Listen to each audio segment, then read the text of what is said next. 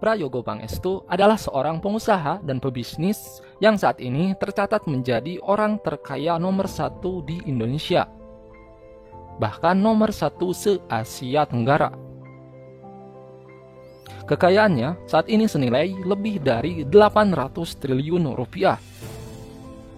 Sempat menyentuh 1.115 triliun pada update terbaru 4 Juli 2024 yang dilansir Forbes Real Time Billionaire. Situs Forbes juga mencatat Prayogo masuk peringkat 10 besar dunia, kenaikan kekayaan tertinggi dalam 1 tahun pada 2024. Yang di posisi pertama ada Mark Zuckerberg, dan kedua pemilik Amazon Jeff Bezos. Dan Prayogo di posisi nomor 6-nya. Peringkat Prayogo melesat dari 400 orang terkaya dunia menjadi nomor 27. Prayogo sendiri memiliki perusahaan Barito Group yang menjalankan usahanya di bidang petrokimia dan di bidang energi terbesar di Indonesia. Kekayaannya naik pesat setelah Prayogo membawa 2 perusahaannya ke Bursa Efek Indonesia untuk go publik, yaitu perusahaan pertambangan batubara Petrindo Jaya dan perusahaan renewable energy di bidang energi panas bumi terbarukan yang berkode saham BRAND. Nah, Prayogo bukan sekedar pengusaha guys, dia juga pebisnis ulung yang sering mengakuisisi banyak perusahaan-perusahaan besar, seperti mengambil alih kembali perusahaan yang dikuasai asing, sehingga ia adalah orang sipil biasa yang memperoleh penghargaan bintang jasa utama dari pemerintah yang berjasa luar biasa terhadap bangsa pada bidang di luar militer. Selain itu, banyak pencapaian yang tidak orang ketahui di dunia bisnis dan bursa saham Indonesia yang cukup fenomenal. Seperti politik bisnisnya yang mampu mengakuisisi perusahaan besar hanya dengan uang Rp1.000 saja.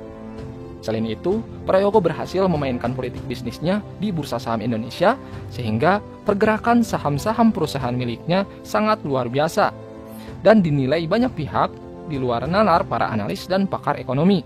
Yang saat ini perusahaan Prayogo sangat mendominasi. Ia menguasai lebih dari 20% nilai kapitalisasi dari semua saham perusahaan yang ada di Indonesia saat ini, guys. Dan ternyata Prayogo merintis usahanya benar-benar dari nol guys. Dari hanya seorang sopir angkot. Lalu bagaimana cara seorang sopir angkot ini mampu menghasilkan kekayaan begitu besar? Apa rahasia dan filosofinya? Mari kami ceritakan kisah dan rahasianya secara lengkap di video kali ini.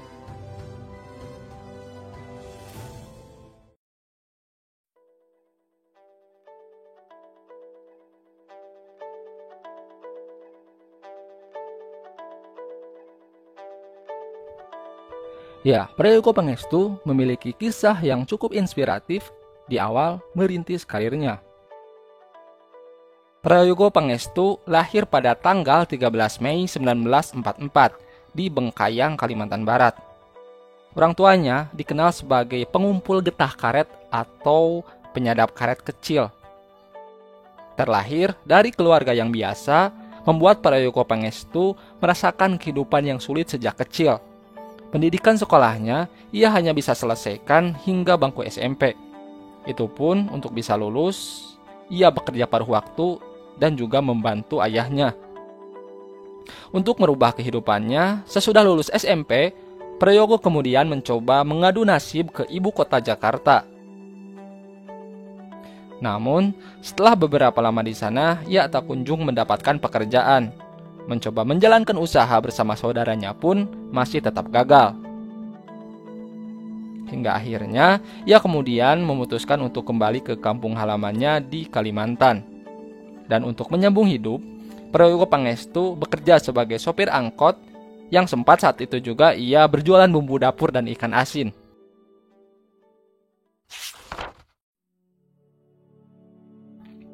Saat sedang menjadi sopir angkot, Prayogo bertemu dengan pria bernama Burhan Urai. Burhan Urai ini ternyata pengusaha kayu asal Malaysia Sehingga pertemuan inilah yang mengubah arah hidupnya. 9 tahun menjalani supir angkot, akhirnya kemudian Prayogo diajaknya bekerja di perusahaan Burhan Urai, yaitu PT Jayanti Group. Tentu saja ia tidak sia-siakan kesempatan itu, ia tidak menolaknya. Kemudian, akhirnya Prayogo bekerja di perusahaan PT Jayanti sebagai yang mengurus hak pengusahaan hutan atau HPH. Walaupun dari seorang supir angkot, namun Prayogo bisa beradaptasi dan memanfaatkan situasi untuk mempelajari perusahaan karena memang ia juga bercita-cita menjadi pengusaha sukses seperti Burhan Urai di kemudian hari. Sehingga dalam pekerjaannya ia sangat bekerja keras. Dan lebih dari itu, ia mengambil kesempatan mempelajari tentang bagaimana perusahaan itu bekerja, manajemen, tata kelola, dan aturan bisnis di perusahaan tersebut. Sehingga hanya dalam waktu 7 tahun saja, ia bisa berhasil diangkat menjadi general manager di anak perusahaan Burhan Urai, yaitu pabrik Hollywood Nusantara di Gresik, Jawa Timur.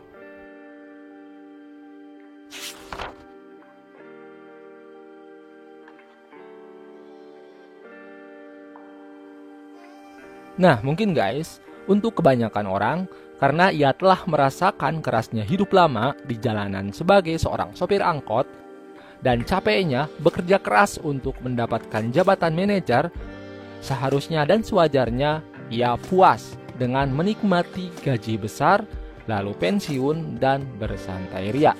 Sehingga cerita pun selesai. Namun tidak seperti itu guys. Bahkan cerita Prayogo yang penuh drama dan intrik baru akan dimulai.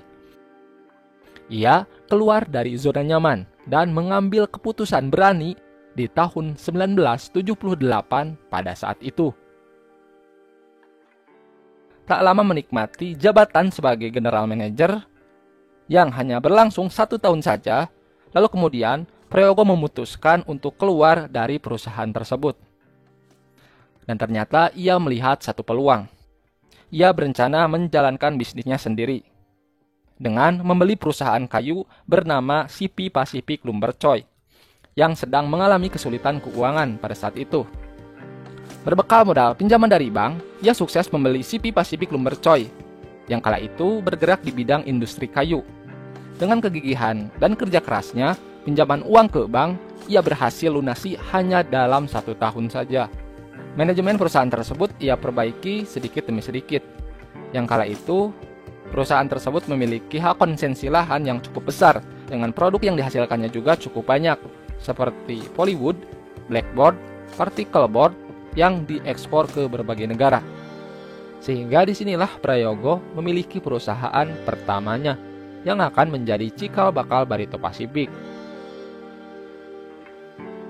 Dan kini, ia cukup dikenal sebagai bos kayu yang sukses. Perusahaannya terus berkembang. 1 tahun kemudian, pada tahun 1979, CP Pacific Lumber menjadi PT dengan nama PT Bumi Raya Puramas, yang berubah nama lagi menjadi Barito Pacific pada tahun 1990-an. Ia mengatakan kunci keberhasilannya adalah tata kelola perusahaan yang baik, tonggak keberhasilan. Lalu, ini adalah awal bagaimana langkah Prayogo memiliki kerajaan bisnisnya yang besar.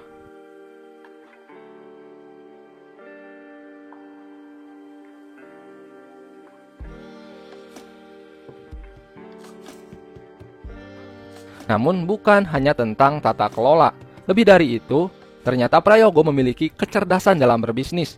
Ia memiliki kemampuan dalam berpolitik bisnis seperti negosiasi dan kemampuan akuisisi perusahaan.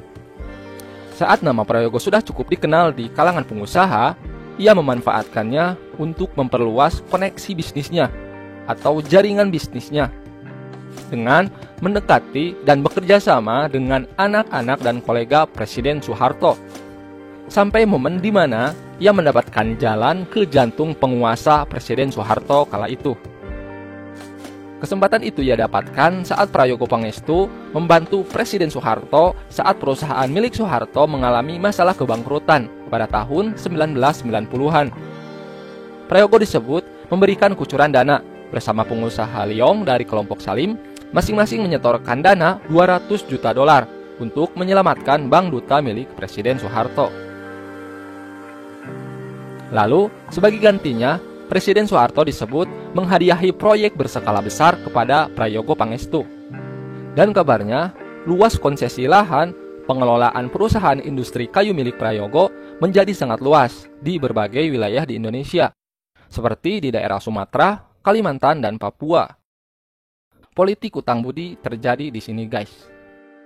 Prayogo menjadi pengusaha besar yang dekat dengan penguasa pada saat itu. Prayogo sangat memanfaatkan kedekatannya dengan penguasa.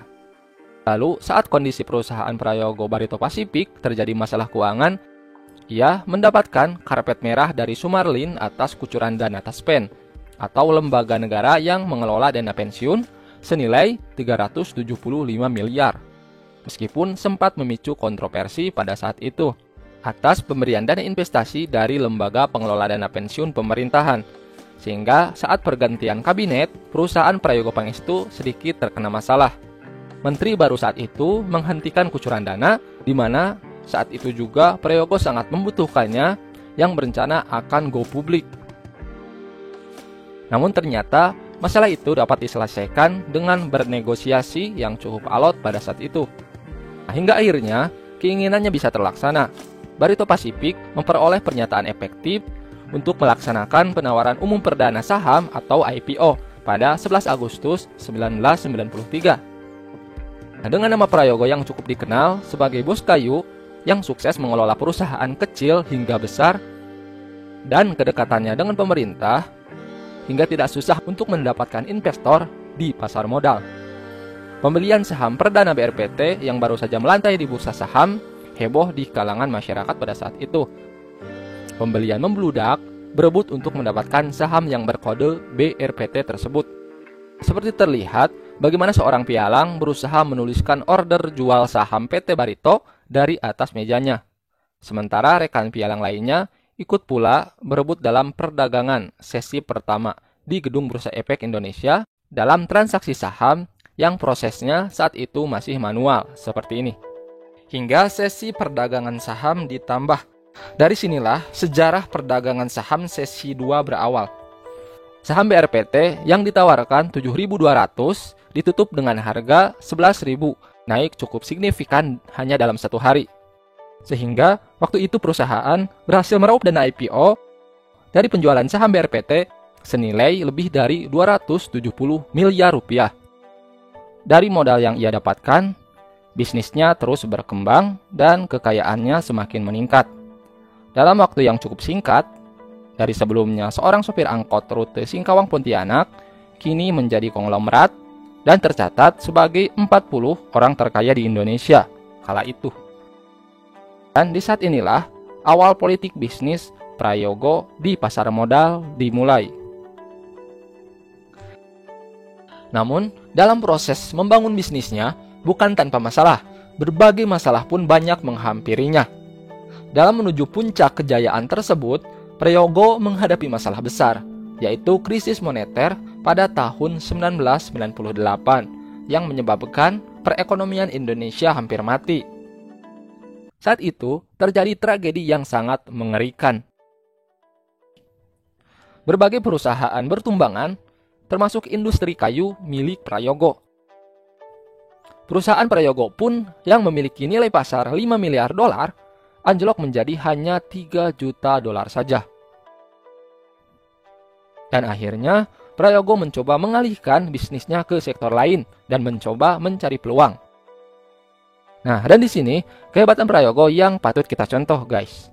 Ia tidak putus asa, mengeluh, ataupun menyalahkan orang lain. Ia hanya berfokus pada peluang yang ia bisa dapatkan di tengah krisis terjadi.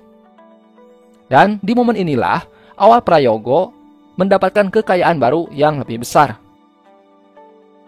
Di saat krisis terjadi, Prayogo menemukan perusahaan besar sektor petrokimia Yang perusahaan ini memproduksi hasil kimia yang bernama PT Chandra Asri. Dan kabarnya Chandra Asri ini proyek besar Presiden Soeharto kala itu. Jadi, Prayogo disebut sepakat membeli seluruh saham Chandra Asri dari 4 pengusaha lingkaran Soeharto, yaitu Peter F. Gonta, Bambang Trihatmojo, Rosano Barak, dan Henry Pribadi. Prayogo membeli saham Chandra Asri dengan nilai hanya Rp1.000, tapi dia harus menyelesaikan pembayaran hutang perusahaan kepada Marubeni Jepang senilai 870 juta dolar Amerika Serikat dan kepada negara senilai 1,2 triliun rupiah.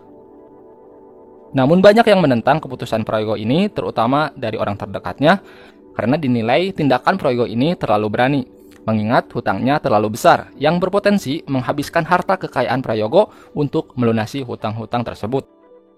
Namun, ternyata Prayogo mempunyai rencana lain, guys. Rencana jenius yang dilakukan Prayogo adalah dengan bernegosiasi kepada kreditur utama, yaitu Marubeni dan negara. Ia meminta untuk mengkonversi hutangnya menjadi kepemilikan saham Chandra Asri. Seperti hutang Marubeni senilai 100 juta dolar berhasil menjadi 20% saham Chandra Asri. Di sini Prayogo sangat bekerja keras memperbaiki manajemen internal, lalu merestrukturisasi hutang besar-besaran yang berlangsung cukup lama dengan proses yang penuh drama dan berliku. Namun singkatnya, perusahaan ini pulih dan Prayogo berhasil menguasai saham Chandra Asri yang tersebar, yang telah Marubeni dan pemerintah BPPN jual sebelumnya kepada pihak asing. Kemudian Prayogo berhasil mengambilnya kembali. Dan ternyata bonusnya adalah Prayogo juga mendapatkan perusahaan besar lainnya, guys, yang masih satu paket dengan Chandra Asri, yaitu perusahaan PT Tripolitera Indonesia Tbk alias TPIA. Sejatinya adalah proyek satu paket dengan Chandra Asri. Jadi, jika Chandra Asri pembuat bahan kimia di hulu, sedangkan Tripoliteranya adalah produsen produk hilirnya terkait produk plastik. Tripolitera sendiri bisa dikuasai karena ternyata ada klausul yang menyatakan jika hutang Chandra Asri berhasil dilunasi, maka Prayogo berhak mendapatkan Tripolitera, yang notabene perusahaan Indonesia pertama yang listing atau go publik di New York Stock Exchange atau Bursa Saham Amerika pada tahun 1994. Artinya di sini, hutang perusahaan yang besar itu ia selesaikan hanya dengan cara mengalihkan kepemilikan saham dan mengkonversikannya. Bisa dibilang tanpa mengeluarkan harta kekayaan Prayogo secara pribadi. Nah, untuk modal akuisisinya pun, Prayogo melakukan cara-cara politis yang cukup pintar. Perusahaan miliknya, yaitu Barito Pacific, menerbitkan surat hutang tanpa jaminan dalam dolar Amerika Serikat. Dan di sini, Magna Research Corporation menyatakan menjadi salah satu pembeli surat hutang tersebut. Sehingga TPIA ia kuasai sepenuhnya di bawah kendali Prayogo. Yang 2 tahun kemudian, ia merger atau kedua perusahaan tersebut ia gabungkan dan menjadi perusahaan petrokimia terintegrasi terbesar di Indonesia yang namanya menjadi PT Chandra Asri Petrochemical Tbk, yang kemudian melantai kembali di Bursa Saham Indonesia tahun 2011 dengan kode saham masih TPIA, yang harga sahamnya pun tidak kalah fenomenal pergerakannya. Kenaikannya dari perusahaan pertama Barito Pacific milik Prayogo yang melejit menambah kekayaan Prayogo secara signifikan pada kala itu.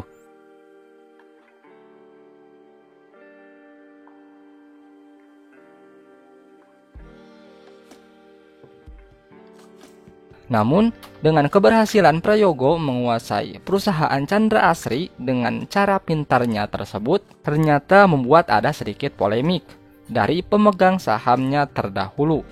Perjalanan Prayogo yang penuh drama pun terjadi lagi di sini. Pada tahun 2006 atau 8 tahun setelah Prayogo sepakat membeli Chandra Asri dengan nilai Rp1.000, membuat pemilik awal Chandra Asri, yaitu Henry Pribadi, saat itu mengklaim bahwa saham yang ia jual dahulu sebenarnya hanya dititipkan dan bukan untuk dijual permanen, guys. Nah, lalu tuduhan penipuan pun dilayangkan sampai dibawa ke meja hijau. Pertarungan hukum dan politik pun terjadi di sini. Namun akhirnya, karena tidak ada bukti penipuan, Kepolisian pun menghentikan penyelidikan. Prayogo pun menang dalam pertarungan hukum ini.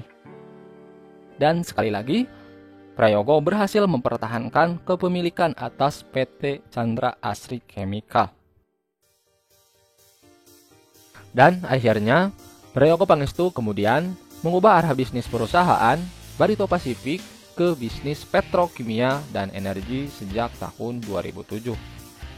Lalu, lewat perusahaan TPIA, pada tahun 2013, Prayogo berhasil bermitra dengan pabrikan ban Michelin di bisnis karet sintetik dengan mendirikan PT Sintetik Kluber Indonesia. Dengan kemampuannya bernegosiasi dan akuisisi perusahaan, ia terus mendapatkan perusahaan-perusahaan besar lainnya. Lalu selain itu, Prayogo menjelma bak kolektor perusahaan. Perusahaan apapun terlihat mudah ia kuasai. Lebih dari 30 perusahaan ia miliki saat ini.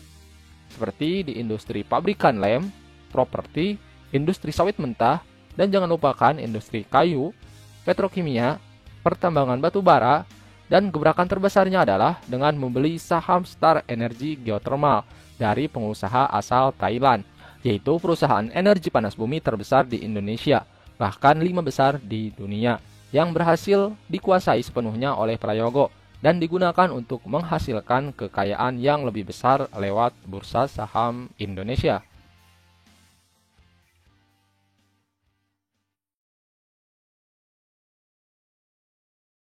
Jika kita berbicara tentang sosok Prayogo Pangestu di bursa saham Indonesia, tidak akan pernah ada habisnya, guys.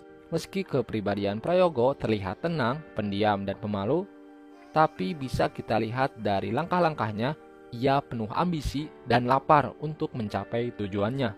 Hal itu mulai terlihat ketika harga saham perusahaan miliknya, yaitu Barito Pacific, tiba-tiba melesat naik 1000% hanya dalam waktu singkat tanpa adanya pemicu sentimen yang jelas. Waktu itu menjadi kenaikan harga saham tertinggi di dunia pada tahun 2000. Tahun 2023-nya menjadi kisah yang sangat fenomenal, di mana dua perusahaan yang Prayogo bawa ke bursa saham Indonesia mengalami kenaikan harga saham yang menggila, guys.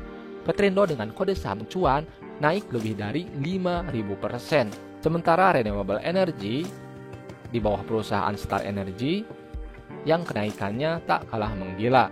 Harga sahamnya bisa naik terus tak terhentikan dari harga 700 hingga terus naik.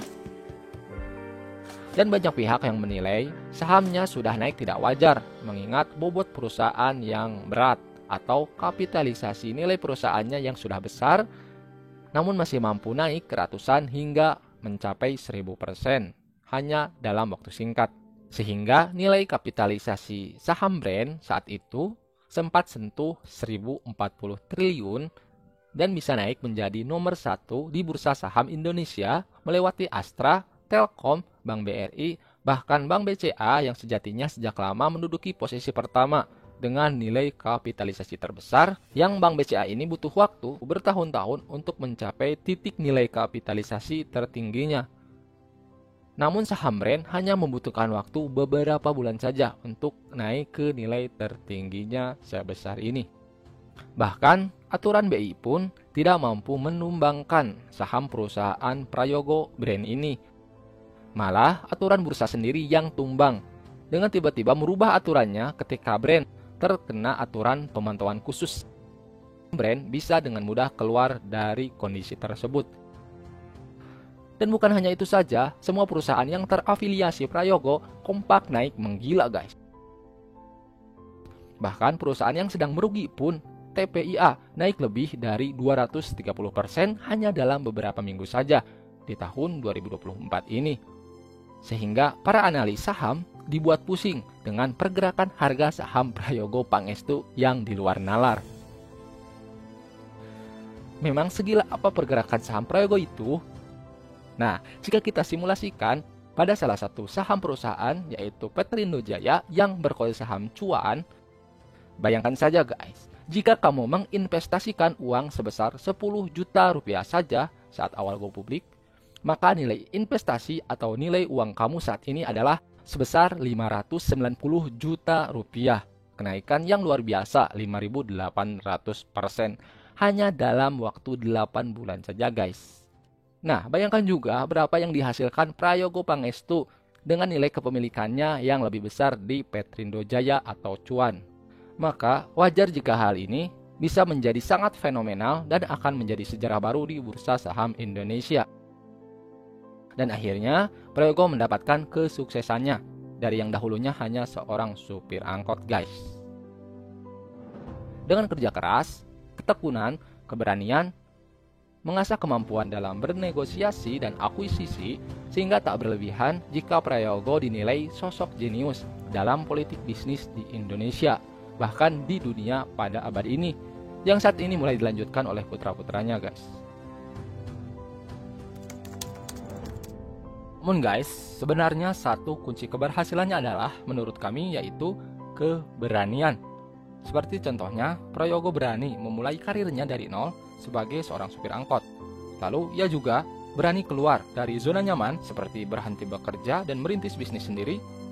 Dan keputusan yang paling berani adalah ia membeli perusahaan potensial dengan resiko tinggi, hutang yang sangat besar. Sehingga dengan keberanian, kemampuannya, peluang, dan kepintaran berpolitik bisnisnya bisa ia eksekusi atau ia realisasikan. Namun terlepas dari semua prinsip-prinsip yang dimiliki Prayogo yang membawanya ke puncak kesuksesan, segala pencapaian seseorang hakikatnya mutlak ditentukan oleh Tuhan Allah yang Maha Kuasa. Manusia hanya memaksimalkan ikhtiar dan mengembangkan kemampuan yang diberikan Tuhan kepada kita, yang harus kita asah dan maksimalkan. Nah, bagaimana menurut teman-teman? Apa pelajaran yang bisa kita ambil dari kisah Prayogo ini? Silahkan tulis saja di kolom komentar di bawah. Terima kasih sudah menyimak sampai akhir. Sampai jumpa di video berikutnya.